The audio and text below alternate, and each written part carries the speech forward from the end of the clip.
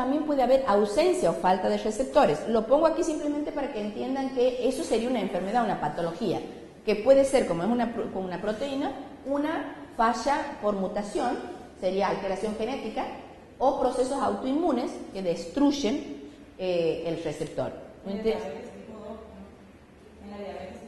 La diabetes tipo 2 es la de la insulinoresistencia. La tipo 1 es la que se cree que puede ser una autoinmune. La tipo 1 no tiene nada de insulina el páncreas, o sea, por falla, pero se cree que puede haber sido algo dañado, una lesión, su propio páncreas, que no fabrica ninguna insulina. Los procesos autoinmunes quiere decir que nuestro propio sistema inmunitario, por alguna falla, genera anticuerpos que destruyen tu propia estructura. O sea, es un autodaño. No, pero yo digo de la ausencia de receptores en el caso de diabetes tipo 2.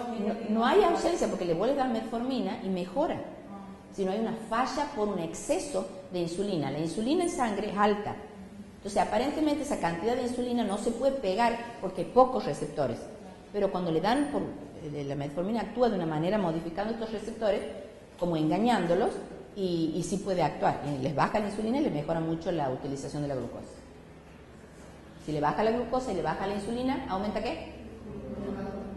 Sí, pero en lo que hace al metabolismo de qué, ¿por qué bajan de peso? Las gorditas. Baja la insulina porque ¿cómo influía la insulina en los lípidos? Porque iba a hacer, como lo está fallando, va a buscar porque la célula adentro que está con hambre, entonces necesita energía y como no le entra la glucosa está disolviendo grasa. Pero lo que tienen que tener claro es que la insulina alta frena la lipólisis. Frena la lipólisis. Por eso necesitan bajar la insulina para que ese paciente pueda bajar de peso, pueda bajar la grasa.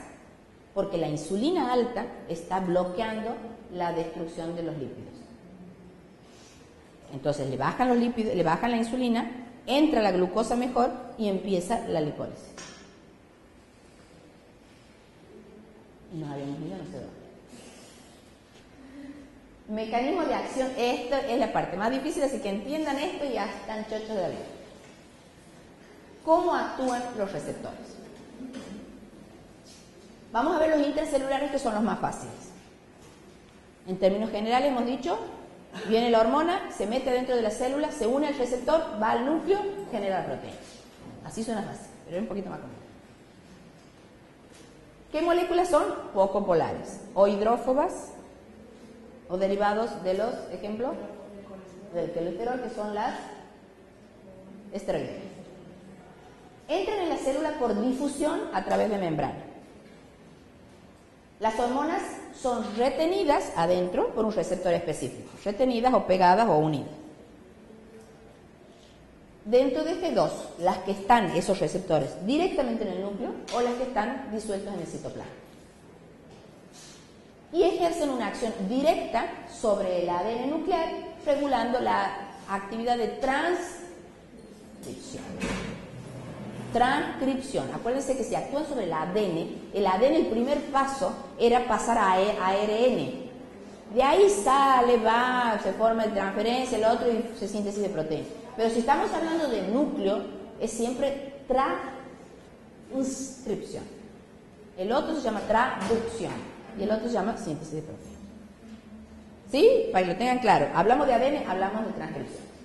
Aquí las hormonas actúan a nivel de ADN, regulando la transcripción. Entonces, si le pone el doctor Marcelo traducción, se ponga falso. La transcripción es en el ADN. En la copia, digamos, del ADN. En la copia, primero se hace una copia, después va. Transcribe y después se traduce. ¿Qué diferencia hay entre transcripción y traducción? Y que tiene el antídoto. Pero traducción, ¿qué era? Traducción ya es proteínas, vamos a sintetizar proteínas. Es cuando estamos en el RNA o en el mensajero, vamos al ribosoma, esa parte es la. ¿Se acuerdan que les había hecho el dibujito y uno es adentro del núcleo, otro es fuera del núcleo en el citoplasma de la célula? Pero aquí no se confundan, hormonas, transcripción y es en el ADN. Entonces, ligando le llaman en esta diapositiva, que le he sacado, que me ha parecido bien hechita, a la hormona. La hormona entra a la célula, se une al receptor.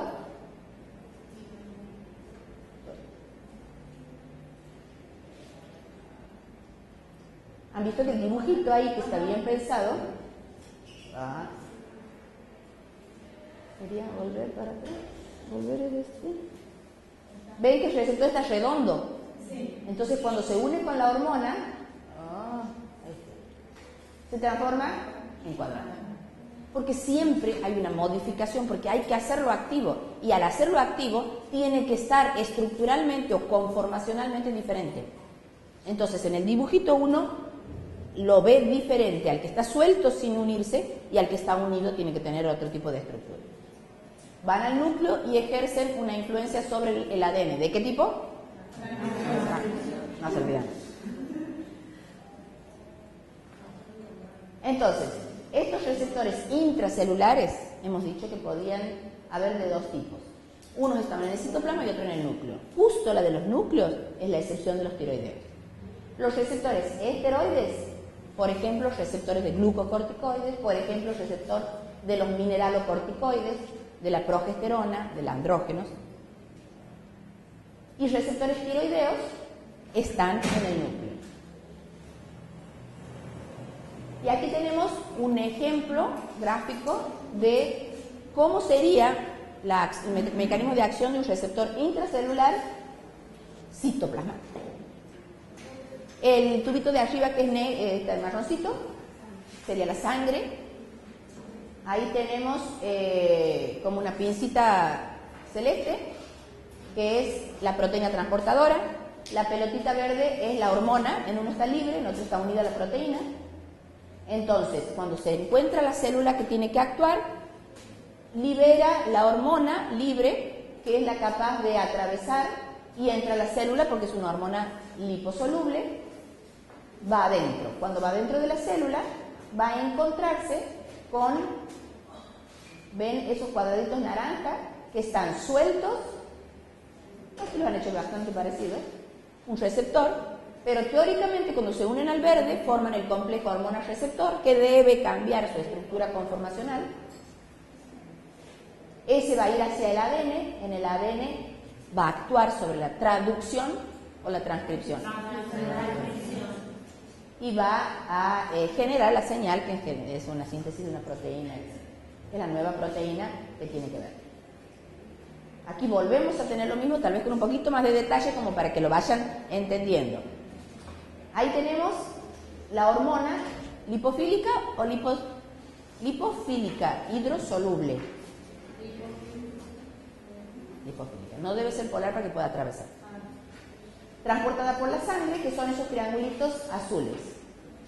Pasa adentro de la célula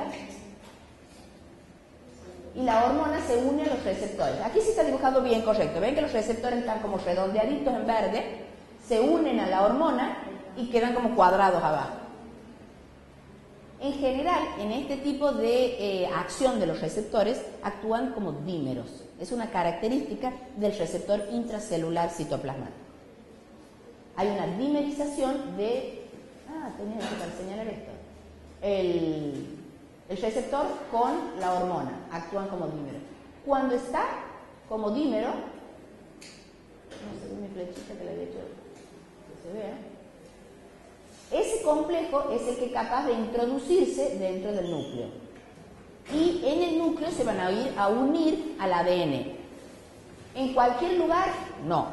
Lo que va a querer es generar esa transcripción. Y se pone en general al lado del promotor del ADN que quiere, o de la síntesis de la proteína que quiere estimular. ¿Sí? O sea, esto es el mismo del anterior. Lo que hemos agregado es de ver que este complejo es el que se introduce en el núcleo, que se une al ADN cerca o al lado del promotor de la síntesis de la proteína que quiere generar. Ahora vamos al otro grupo, que eran donde teníamos el receptor en la membrana. Por lo tanto, la hormona era molar. La hidrosoluble es capaz de atravesar porque la membrana es bicapa lipídica, es la de los tejidos. Entonces, aquí hay una cascada de reacciones que es muy parecida en todos, que hemos dicho que había 4, vamos a ver 2. La hormona llega, se considera la hormona el primer mensajero. Transmite, al unirse el receptor, una señal al interior. Produce cambios en esa unión hormona-receptor, que es específica, y esos cambios son transmitidos a enzimas o proteínas efectoras de adentro de la célula, que son las que producen o fabrican ese segundo mensajero, que es lo característico de este tipo de receptores. En el primero, como entra, no le hace falta otro mensajero. En este, como no pueden pasar, se unen a la superficie, generan un cambio, una señal, fabrican el segundo mensajero y ese es el que va a generar o a propagar la señal en distintos casos de acuerdo a lo que esté mediando.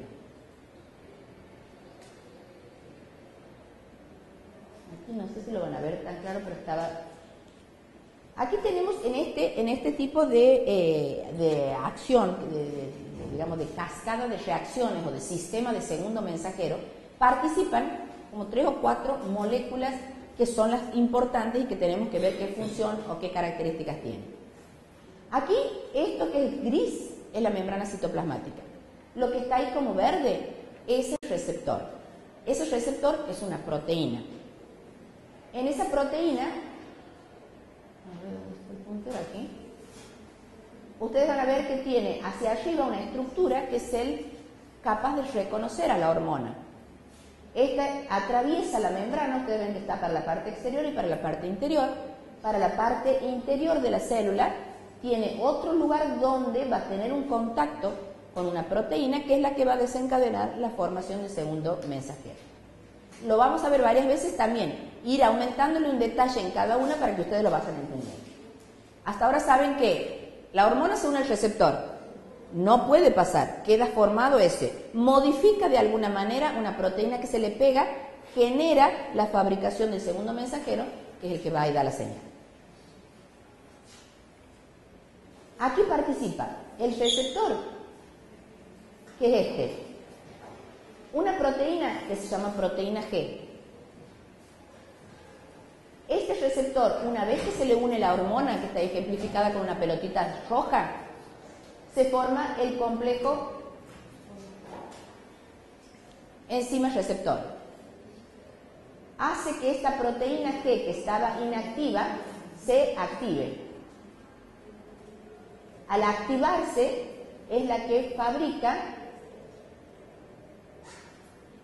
o permite que la señal se manifieste o se amplifique.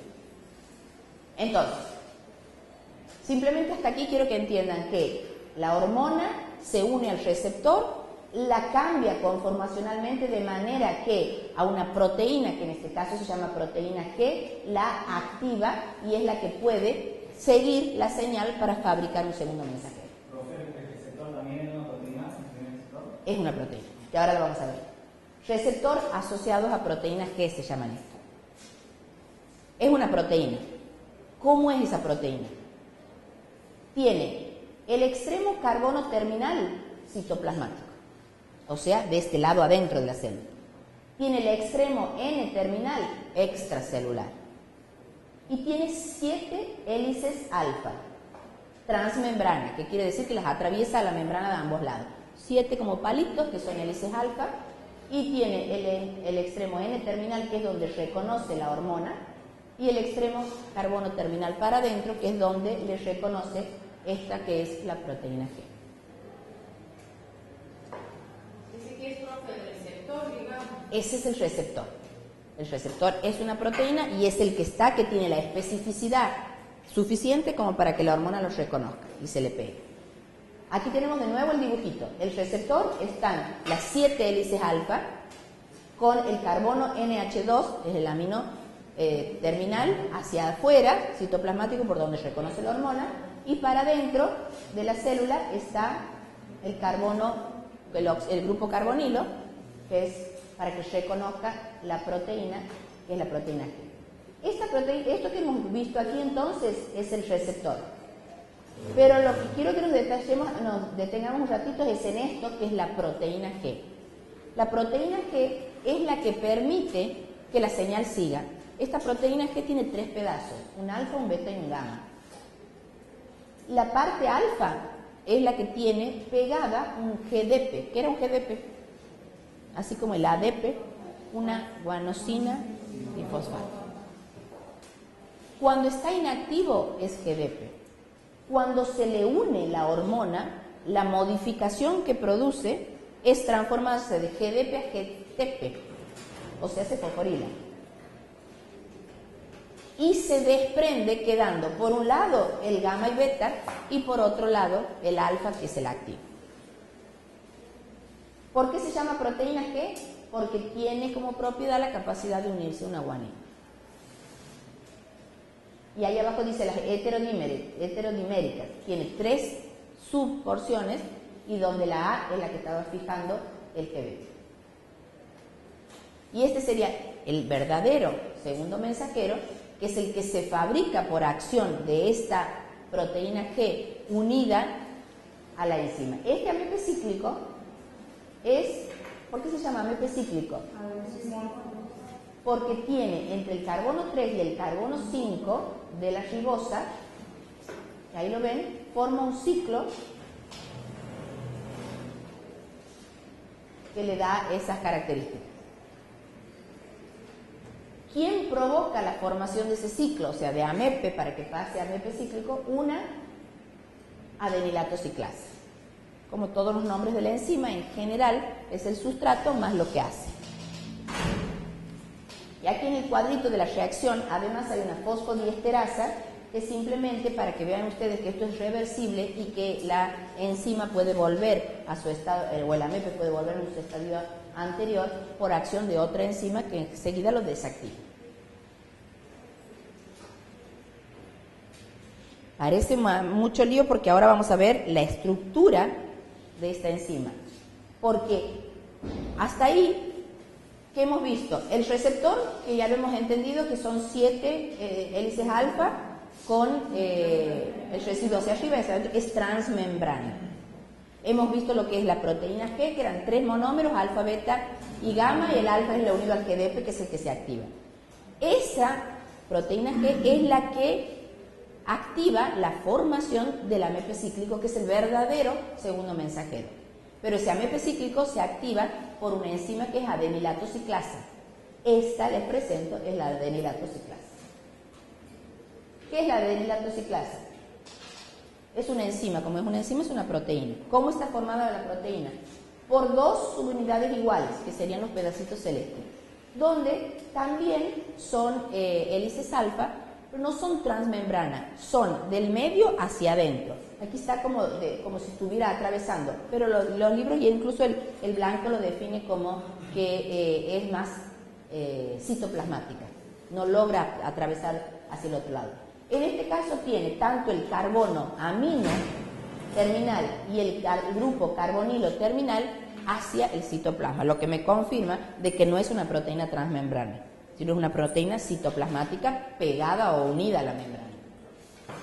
Tiene el segmento N terminal intracelular, y esto que une las 2 subunidades se llama un largo dominio citosólico con el sitio catalítico. Este es el sitio donde realmente va a actuar sobre el AMP para transformarlo en AMP cíclico. Y ahora volvemos al primero, para entenderlo. Llega la hormona, que es llamada primer mensajero, se une al receptor, que hemos visto de las 7 hélices alfa que tenía. Una vez que se une, es capaz de activar esta proteína que está en la membrana. Ahí está bien dibujada porque no atraviesa para arriba. Ah, no, esta era la proteína G, que en ningún momento habíamos dicho que podía atravesar. Aquí está dibujada también para arriba. Esta proteína que tiene el GDP, que cuando se activa se transforma en GTP, que es la que va a ir a catalizar la reacción o activar a la adenilato ciclasa, que es la que va a permitir el paso o la fabricación de ATP a AMP cíclico. Este es el segundo mensajero, que es el que desencadena el resto de las reacciones. ¿Sí? Entonces, en términos generales, hay dos mensajeros. El primero es la hormona, se pega a la membrana no pasa hacia adentro, genera un cambio conformacional que se fabrica el segundo mensajero, que es el AMP cíclico. ¿Cómo se han dado esos pasos? Se une, activa una proteína que se llama proteína G, que tenía 3 subunidades, de las cuales la alfa es la que tiene el GDP, se activa a GTP y de esa manera la proteína es capaz de activarla a la adenilato ciclasa para que catalice la reacción, porque en realidad la adenilato ciclasa es la que tiene que actuar, transformándolo al AMP en AMP cíclico. Y el AMP cíclico, ha habido 4 pasos por lo tanto, recién es el que se desprende, va hacia adentro de la célula y es el segundo mensajero. Ese AMP cíclico va a ir y va a desencadenar otro tipo de reacciones. Por ejemplo, va a actuar sobre proteína quinasa y va a ejercer su efecto. Esto se llama los sistemas hormonales con segundo mensajero, que son los más importantes. Y aquí el segundo mensajero se llama AMP cíclico. Vamos a ver un segundo caso donde el segundo mensajero es el fosfatidilinositol. Pero hay un tercero, cuarto y quinto que no lo vamos a ver, son mucho más simples, pero para que ustedes sepan que existe y en el libro lo tienen por si tienen ganas de consultar en las vacaciones.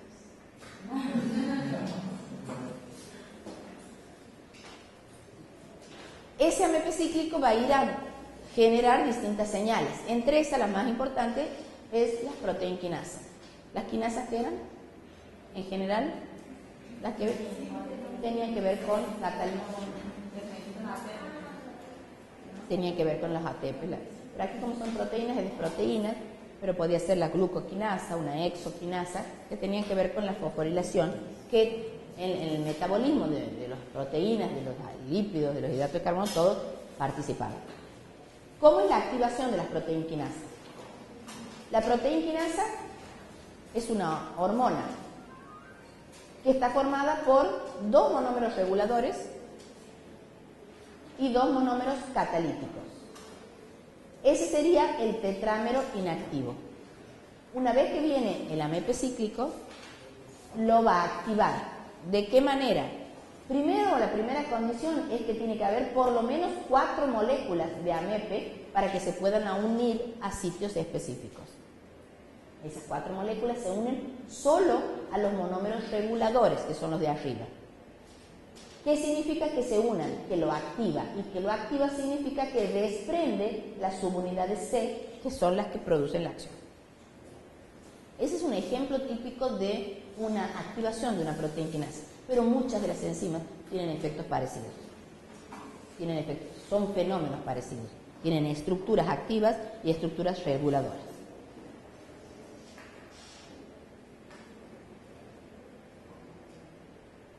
Volvemos a ver el ejercicio, la diapositiva es la misma que me mostró al comienzo, solo que ahora la vamos a entender un poquito más.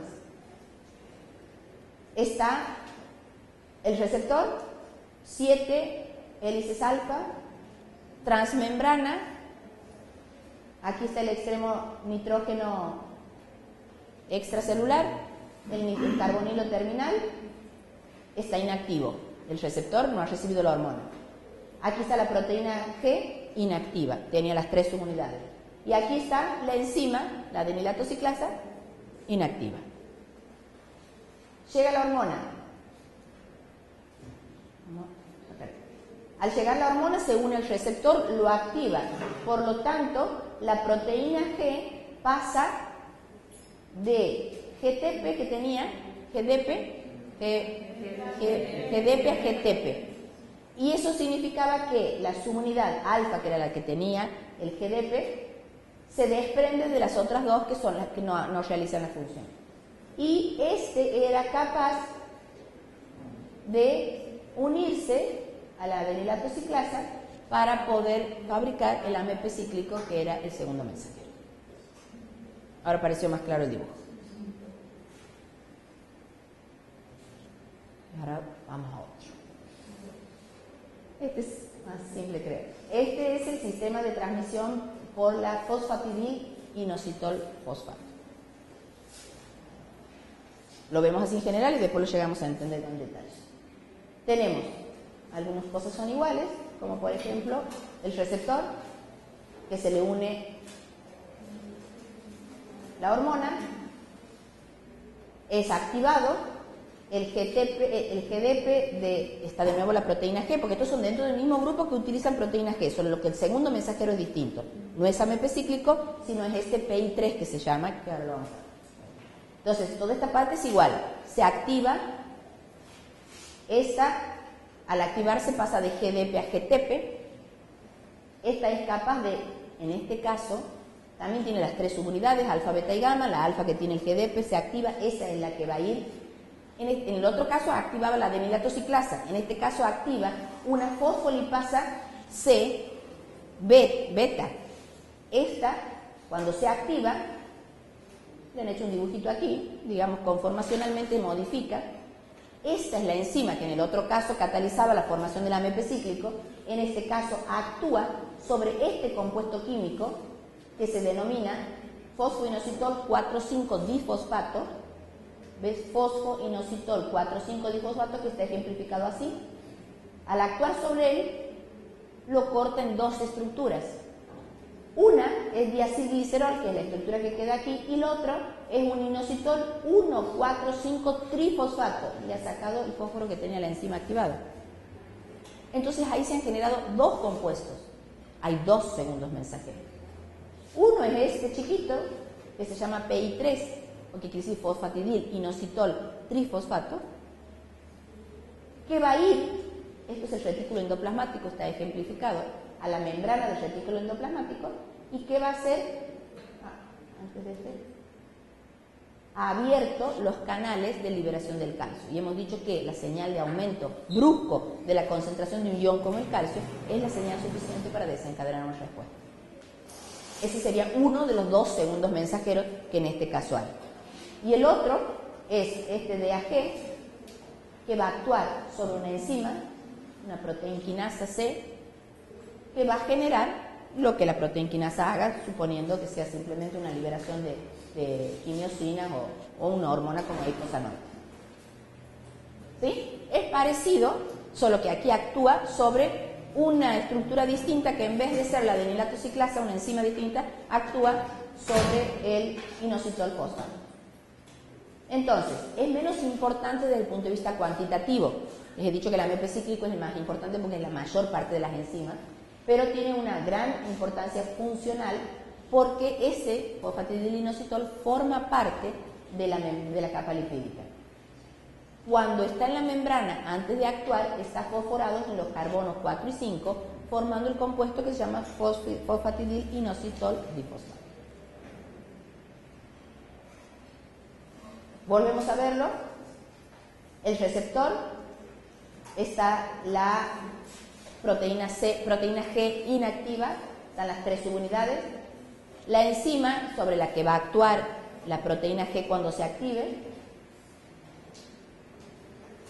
La hormona lo activa, queda acoplado la hormona al receptor, activa la proteína G a proteína G activada con el ATP.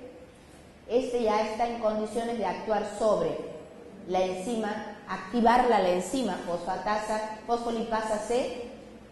Esa fosfolipasa es la que va a actuar sobre este compuesto que hemos dicho que está en la membrana y va a generar dos compuestos y los dos son segundos mensajeros. El PI3 o fosfatidil inositol trifosfato 1,4,5 trifosfato es, aquí está ejemplificado, un canal cerrado, se une al retículo endoplasmático, provoca la liberación del calcio. Qué bien hecho el dibujito, ¿no?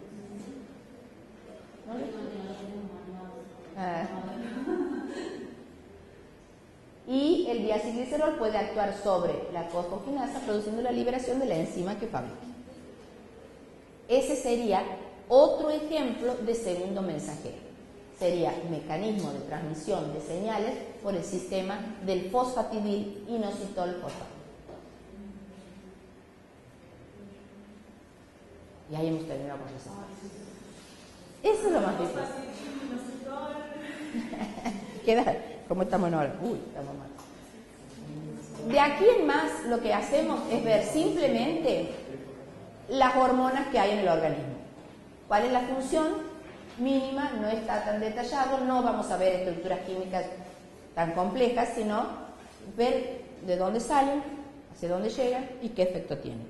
Hay cosas que ustedes piensen mucho de lo que pongamos en los Power, porque eso va a ser más importante. Los temas que no hayamos dado en clase no van a ir en el parcial. O sea, si de los 4 mediadores segundos mensajeros, solo 2. Hemos dicho que la localización de los órganos que producen hormonas, es repetir, está la hipófisis, está el hipotálamo, como está escrito aquí, tiroides, paratiroides, glándulas suprarrenales, páncreas y las gónadas. Hoy lo que va, el timo no estaba y falta, sabes que la glándula pineal. Pero bueno, en términos generales. ¿Qué vamos a ver ahora? Rápidamente, la hipófisis o glándula pituitaria. Para ver esto, tenemos que entender que la glándula, como glándula, es la hipófisis. Pero quien le manda las señales a la hipófisis es el hipotálamo, que no forma parte del sistema endocrino, sino que es el sistema nervioso.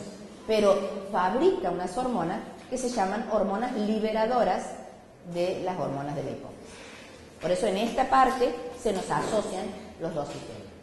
¿Qué fabrica el hipotálamo? Hormonas, químicamente hormonas, no son neurotransmisores. O sea, en este caso, el sistema nervioso fabrica neurotransmisores, pero en este caso fabrica hormonas, peptídicas casi todas, y que van a actuar sobre la hipófisis, cual parte la anterior, para fabricar esas otras hormonas que fabrica la hipófisis para ir a generar la señal en el órgano humano. Están en verde las hormonas liberadoras porque también forman hormonas inhibidoras. Es un término general y ahora vamos a ver. ¿Qué es la hipófisis? Según el dibujito lo pueden ver, es una glándula localizada en la silla turca y está por debajo del cerebro. Y se comunica con el hipotálamo, esto sería el dibujito del hipotálamo, a través de lo que se llama esto, que es el tallo pituitario. La hipófisis se divide en dos, que son el lóbulo anterior o adenohipófisis y el lóbulo, casi el 80% de las hormonas las fabrica esa parte, y el posterior o neurohipófisis. La hipófisis produce hormonas tróficas. ¿Qué son las hormonas tróficas? Quiere decir hormonas que van a ir a actuar sobre otras glándulas para producir de nuevo hormonas. Eso es hormona trófica.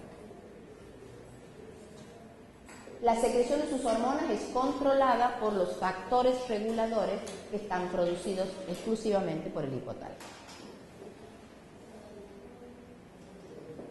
Entonces veamos primero quiénes son las hormonas del hipotálamo. Aquí lo que vemos es que realmente en este lugar, a este nivel, se asocia el sistema nervioso con el sistema endocrino. Tenemos en el hipotálamo las terminaciones nerviosas del hipotálamo, que van a verter sus contenidos en capilares en lo que se llama la eminencia media de la hipófisis. Y estos van a llevar a través de su tallo hacia la glándula donde se vuelven a formar capilares. Entonces, aquí es donde hay una interconexión entre las terminaciones nerviosas y los capilares de la glándula hipófisis. ¿Quiénes son las hormonas liberadoras?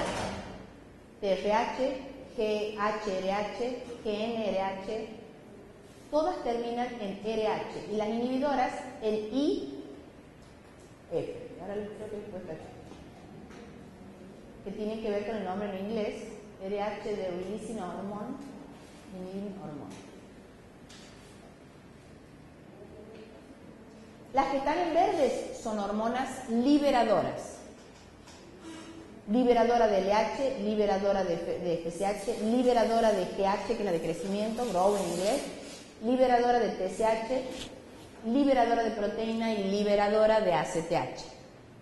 En cambio, además de la liberadora, solo hay 3 inhibidoras: de la prolactina, del TSH y del GRH.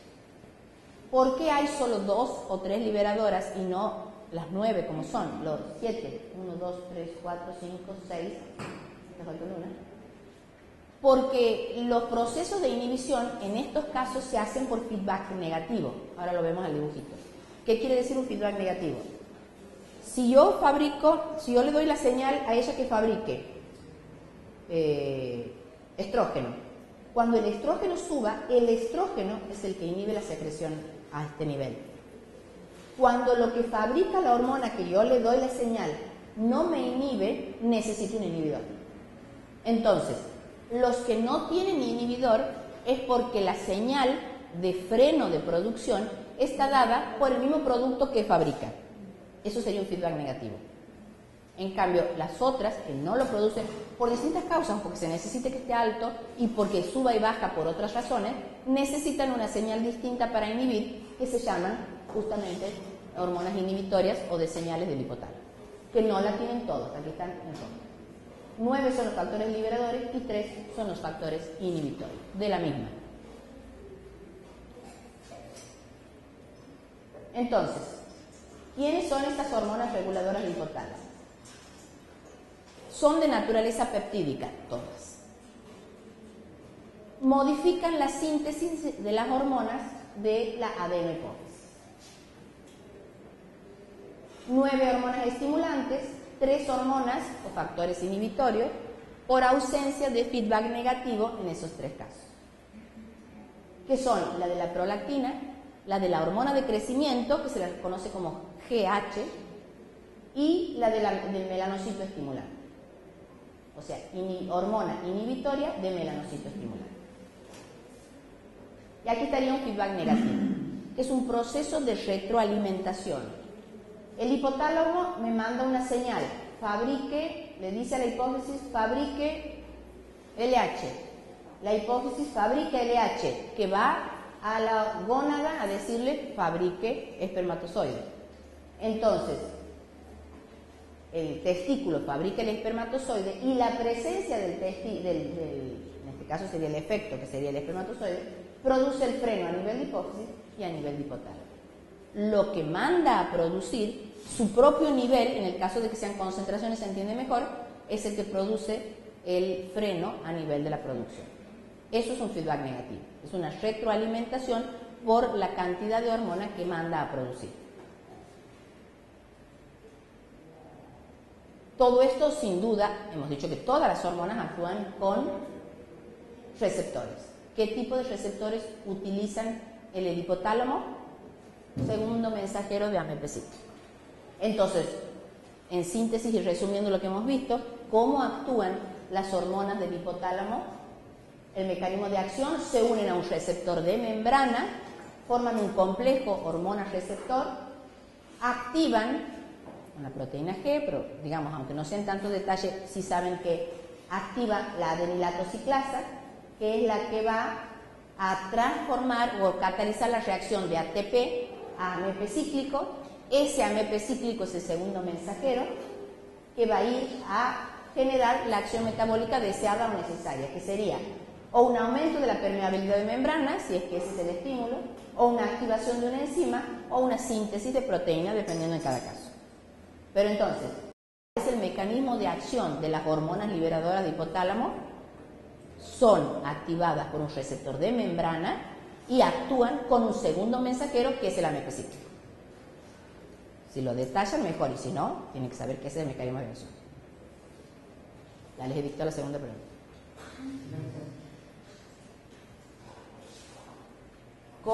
¿Qué hormonas entonces se resumen ahí en la hipófisis? La hormona de crecimiento, la vamos a ver en detalle, pero aquí aunque sea está enunciada como para que entiendan. ¿Qué hace esto? Aumenta la longitud de los huesos largos. La prolactina estimula la producción de leche. Adrenocorticotrofina estimula la síntesis de los esteroides de corteza suprarrenal. La tiroestimulante, las hormonas de tiroides. Las gonadotrofinas estimula la producción de las hormonas de las gónadas, que sería testosterona en el hombre, y en la mujer el cuerpo lúteo y el ovocito, el ovario. En el ovario la producción del ovocito, aquí está, el estradiol, y la LH en el ovario. Y las de neurohipófisis, que hemos dicho que estaba la adenohipófisis anterior y la parte del lóbulo posterior, fabrica dos hormonas. Solo la parte de adenohipófisis fabrica las hormonas liberadoras. Simplemente es un mensajero para que otro fabrique, por eso son tróficas. Ellas no producen una hormona que tiene efecto concreto, sino simplemente manda el mensaje a otro lugar para que fabrique otra hormona. Por eso son tróficas. En cambio, la neurohipófisis fabrica hormonas activas por ellas mismas, que son la oxitocina, que es la que estimula el parto, la dilatación y la expulsión del bebé, y la producción de... No la producción es la prolactina, la eyección de la leche. Hay muchos pasos, obviamente cada uno actúa a niveles distintos. Y la hormona antidiurética, que es la que retiene el agua en los riñones, elimina solo lo tóxico, la urea y todo lo que... Entonces, de nuevo poniendo énfasis en lo importante de qué hace la adenohipófisis, produce hormonas tróficas que significan que fabrican, que estimula la fabricación de otras hormonas. Estimula la síntesis de hormonas en otras glándulas endócrinas. Esto es decir lo mismo que lo de arriba con otras palabras.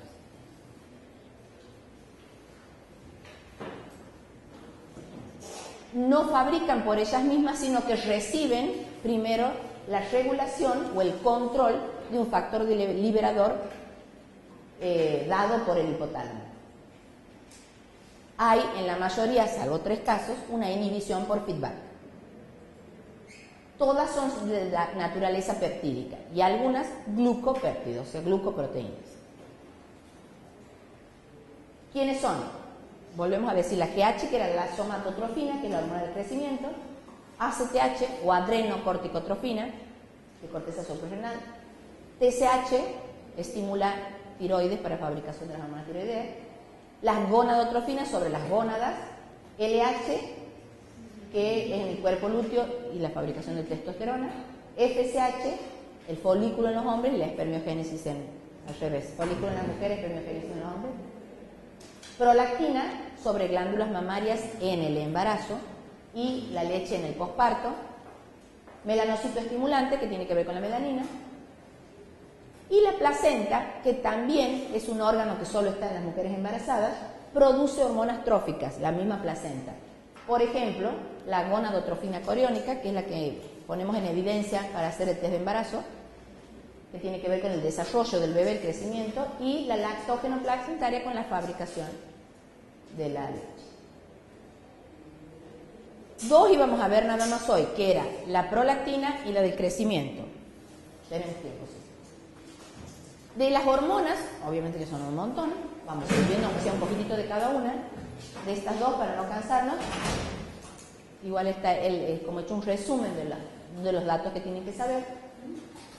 Es un péptido formado por 7, es un dibujito de la hormona de crecimiento, es péptido. Hemos dicho que casi todas las hormonas hipotalámicas son péptidos, de 191 aminoácidos. Y el principal efecto fisiológico es estimular el crecimiento y desarrollo del bebé somático postnatal.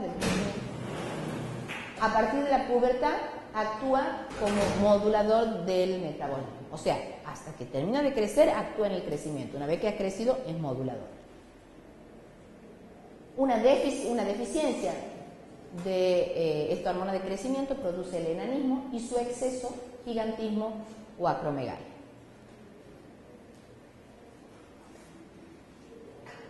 Hemos dicho que está entonces el hipotálamo, fabrica la hormona liberadora de la hormona del crecimiento, que es RH, que quería decir hormona liberadora en inglés de TH, le manda la señal a la adenohipófisis para que fabrique la hormona de crecimiento, que se vehiculiza por sangre y va, en el caso del hígado, liver en inglés es hígado, para fabricar IGF-1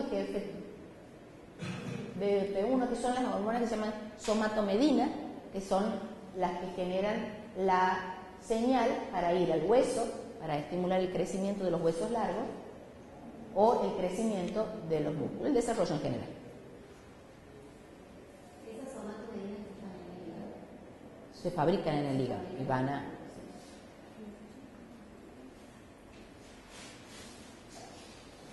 Entonces volvemos a ver lo mismo. La hormona del crecimiento es estimulada por la hormona liberadora de hipotálamo que es GHRH, que estimula la producción esa. Como todo desde el punto de vista químico tiene que haber alguna señal que le dice fabrique y una que le dice frene. La que estimula es una baja de glucosa, un ayuno, un ejercicio, una hipoglucemia. Y un aumento de la secreción va a ir, o la producción de la hormona de crecimiento, va a ir a la producción de las somatomedinas y a la diferenciación de las células de los huesos de precondrocitos de cartílago, son las precursoras del crecimiento de los huesos. Patologías. Si falta la hormona de crecimiento antes de que termine el desarrollo en la niñez o adolescencia, si va a exceso, estamos viendo primero, hay un gigantismo. Y miren esa foto, es de verdad.